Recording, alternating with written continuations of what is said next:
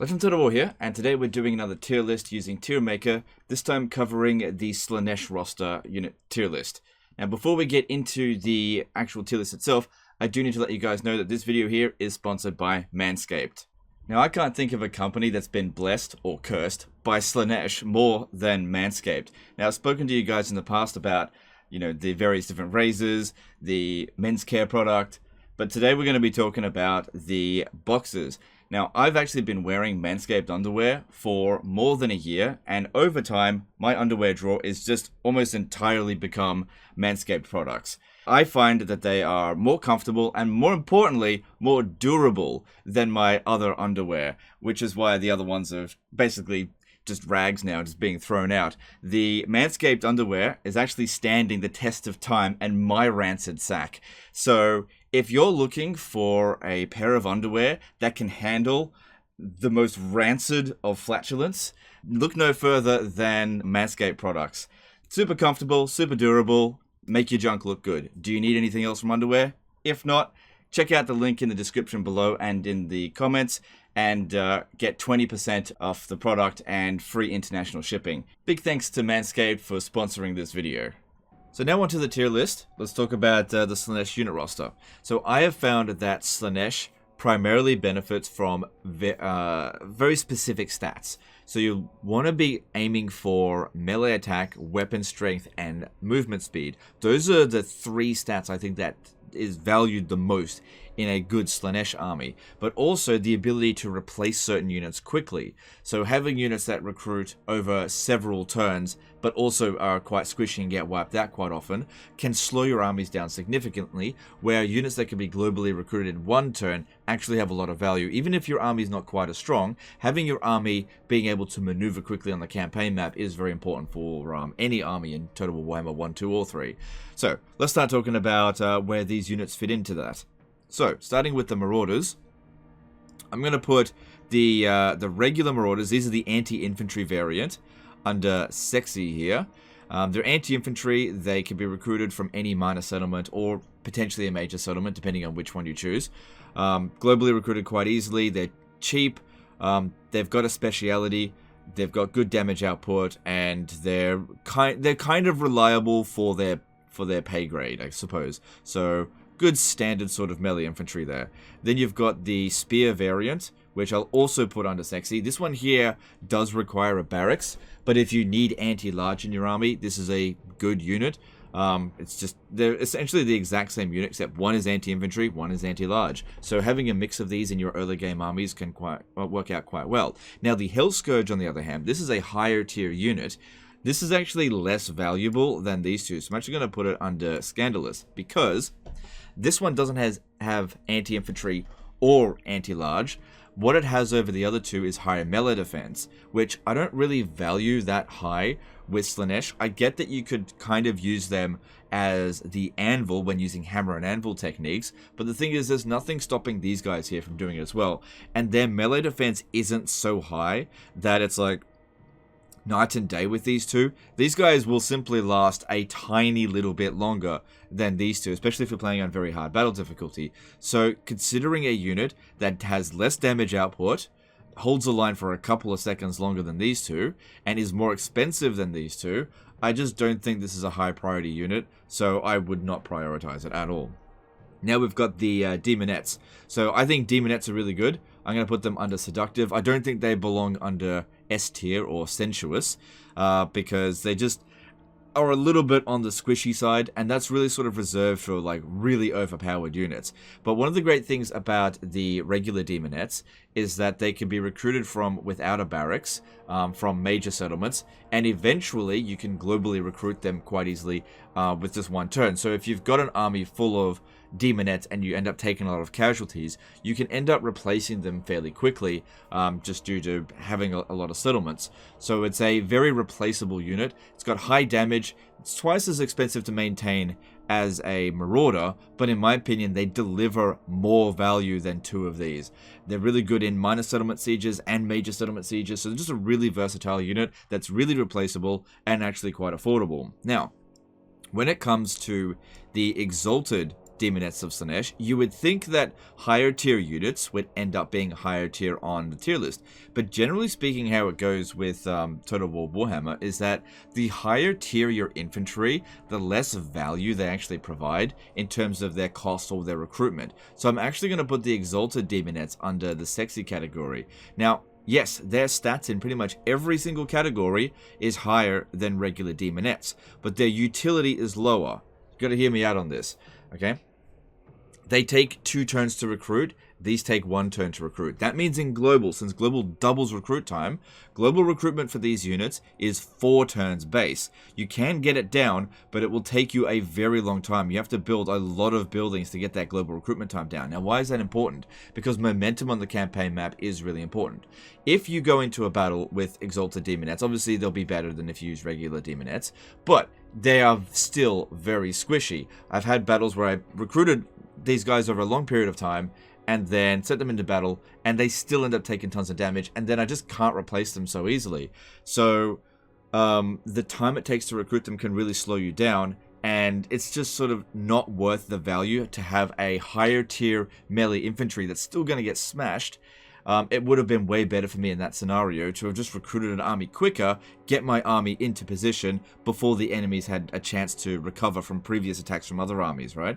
So while Exalted Daemonettes, they're strong fighters, from a strategic and from a strategic point of view, it is better to recruit your armies quickly so that they can get onto the field and actually help, as opposed to hiring units that take longer to recruit. That is the only reason it's going down a tier as opposed to this one. It's just the recruit time. If this was 1 turn recruit, I may even put this at sensuous. So the main reason why it's down here is it's just its recruit time. Everything else about it is really good, and I'm not saying don't recruit it, but the time it takes to recruit these units will severely slow down your campaign progression. So that's the only problem there.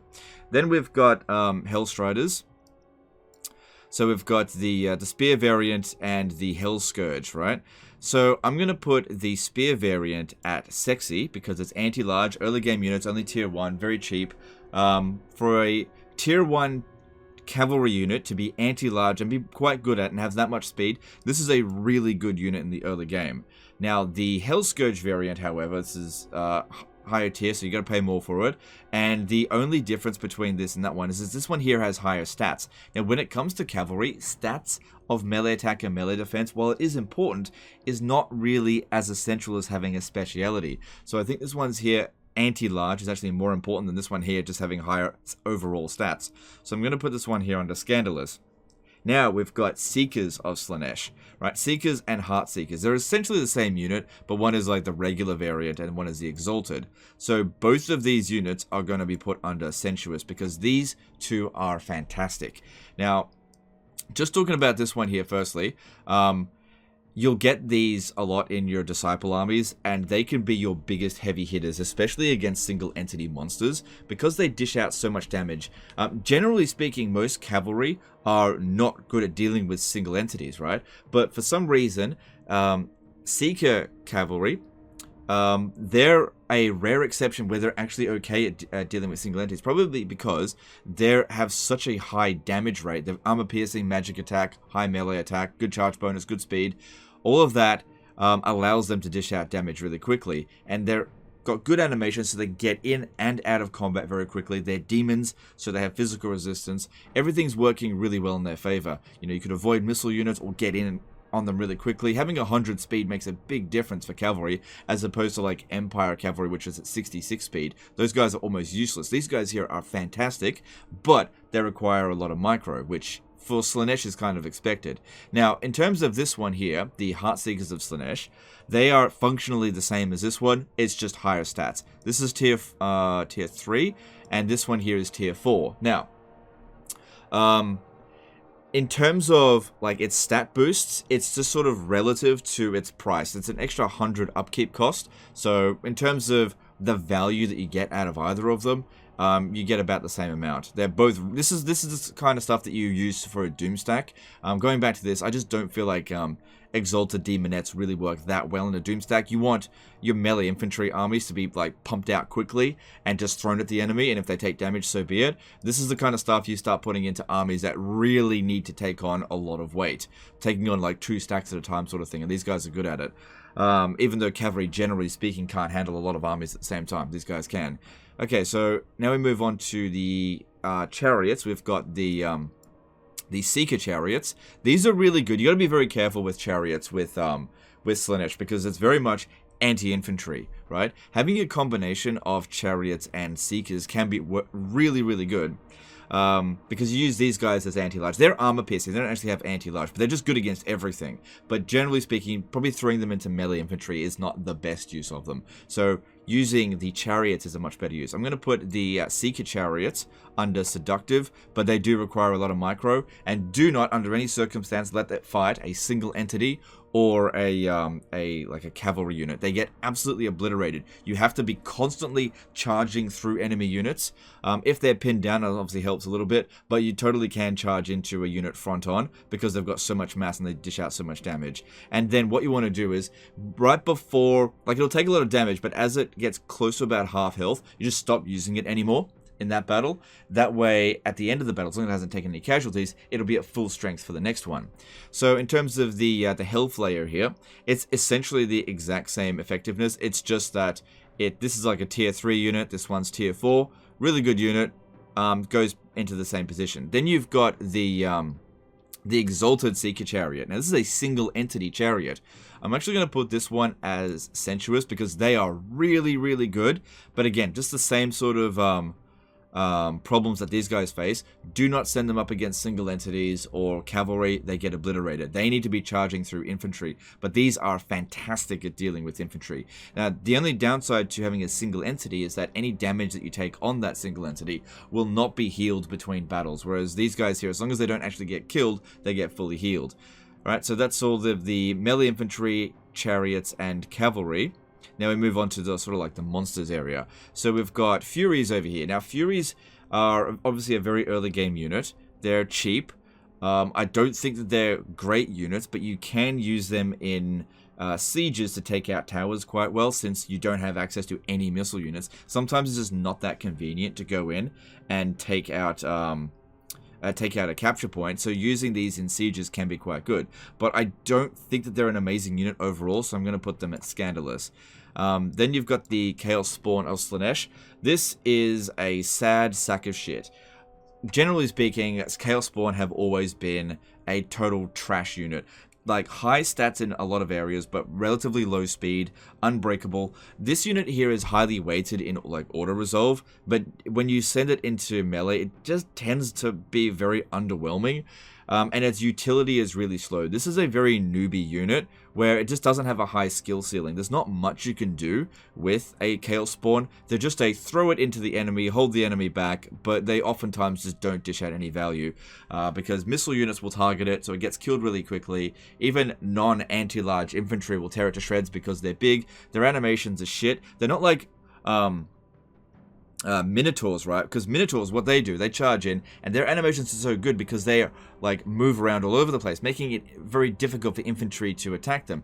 But with Chaos Spawn, they just sort of stand there and flail about stupidly, so they actually get hit quite easily because their animations aren't that good. So these have always been a really sad unit. Then we've got the Fiends of Slaanesh. This is a pretty good, monstrous sort of cavalry unit. In the early stages of the campaign, fairly useful. I'd probably put it under tier 3 just because a lot of its utility is already compensated by other units, and monstrous units just can be a little bit underwhelming sometimes, as in multi-entity monstrous units. Definitely not a bad unit, but I just think there's faster units out there and there's strong units out there. I think their stats are just a little bit too sort of a bit of everything, and with Slaanesh you really want to be hyper-focused in one thing or another. Now we've got the what's it called? The Soul Grinder of Slaanesh. Now this one here is a bit weird because it is the only one of the Soul Grinders that doesn't have a missile attack. And so I believe its animations and stats in melee are slightly better than the other variants. Now, they've got a lot of mass and a good amount of speed. You can do a lot with this unit, so I'm actually going to put it under sensuous. However, I would say that you would get a lot more value out of this unit if you get lots of them. If you just get one of them, they can't really keep up with your fast cavalry units, and they don't necessarily have as much DPS as melee infantry. So they mixed in amongst melee infantry, they don't dish out as much damage, don't take as much damage either, and mixed in amongst cavalry, they can't keep up with them. So it's best if they're like kept in their own sort of doom stack. That's where they perform really well. Now you've got the Keeper of Secrets. Also going to put that under sensuous. This is a really good unit, largely because of the latest patch. So playing as Slaanesh, you'll have bound spells. Now, the lore of Slaanesh isn't that great, but having bound spells is really good. Unfortunately, you can't heal this unit, but you don't also really need to. This is a really fast unit that can get in and dish out a ton of damage and also spellcast. So this is one that you don't need to spam. Having 1, 2, 3, however many you want in your army will see some value in pretty much every battle, but you just need to watch out for it being squishy, because the thing is with Slaanesh, every single unit is in some degree squishy. The least squishy unit, I think, is the Soul Grinder, and the most squishy units are the chariots. These ones here can be instantly killed if they're not careful. You gotta be very careful with them. So that's my Slaanesh tier list roster tier list. It really comes down to with Slaanesh's playstyle is really hard hitting. You're always going to take some damage in every battle, but it just comes down to recovering quickly and replacing damaged units, or using doom stacks that just don't take that much damage in the first place, but of course are super expensive. So let me know in the comments below what you think of this, whether you agree or disagree with the tier list. Obviously, I think that their roster's pretty good. Most of their units are into the like the S and A grade, and there's not that many in the like D and C grade at all. Overall, I think they've got a pretty good roster, and I do enjoy playing as Slaanesh in Total Warhammer 3. But anyway, don't forget to check out Manscaped in the comments below or in the description.